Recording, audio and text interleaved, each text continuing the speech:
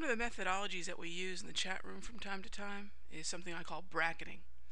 And I just wanted to take a few minutes to talk about what I mean when I talk about bracketing a trade. Okay? So bracketing pertains only to momentum trades, to Momos. And basically what it means is that we have to have all the qualifications for a Momo, meaning that 3 o'clock wave angle. We have to have the downtrend lines or resistance, whether it be downtrend lines, resistance, psychological numbers, lazy days, whatever. We have to have the uptrend line, however we define the breakout breakdown of the Momo, okay?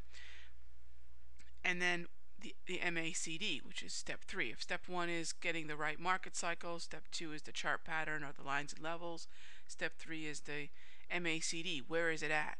Okay?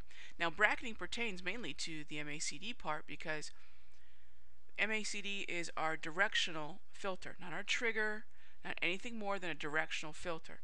So we know when the MACD is positive, the breaks to the upside are confirmed, and when the MACD is negative, the breaks to the downside are confirmed. But the price break must come first, then we check the MACD. But we do a quick cursory check of the MACD to see if it's what we call pre-confirmed. If it's standing pretty firm on one side or other of the zero line, cutting it in half. And sometimes it is and sometimes it isn't. When it is sitting in those situations where it's standing nice and tall histogram bars, we know it's very likely they're going to stay that way even if prices move against the overall direction of the histogram bars. We know because of their steadiness over the zero line, they're likely to stay. And again, those tall bars, you can see some of them back here on this chart.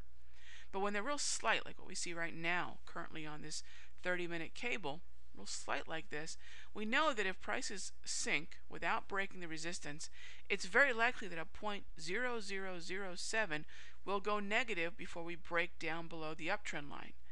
That's a situation where you can say, you know what, I realize that if prices continue to head up higher, it's going to stay positive. But if prices if they reverse and continue to go down lower, it's very likely that this very slightly pre-confirmed, this very slight stance above the zero line could easily go negative, and that's when you can bracket. So most of the time, I would see a tall histogram bar and just put the buy stop up here. Okay, as far as my entry. And if it was negative, I put my sell stop down here.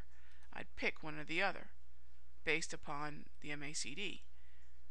But when you have a bracketing scenario, you can put the buy stop and the sell stop in at the same time.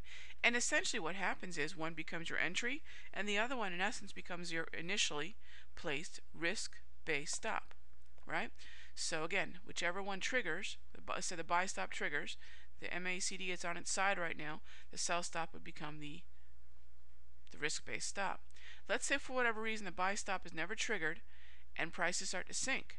As they sink, it's very likely that this MACD will go negative because again it's so barely above that zero line, 0.0007, that the sell stop will trigger the entry and the buy stop will become the stop loss. That is what's called bracketing, and it's all based upon what's happening not so much at the price side of the chart but the MACD part of the chart. Yes? Alright, and that in a word is bracketing. Not difficult, but something that is not overly used. I don't bracket every trade because every trade certainly doesn't have an MACD that merits it, but that's how we bracket. That's how we keep ourselves prepared for either eventuality. If the MACD is in a stance where it could go positive or negative with some price movement, and this is a good situation where we could definitely see that. So when should you consider bracketing?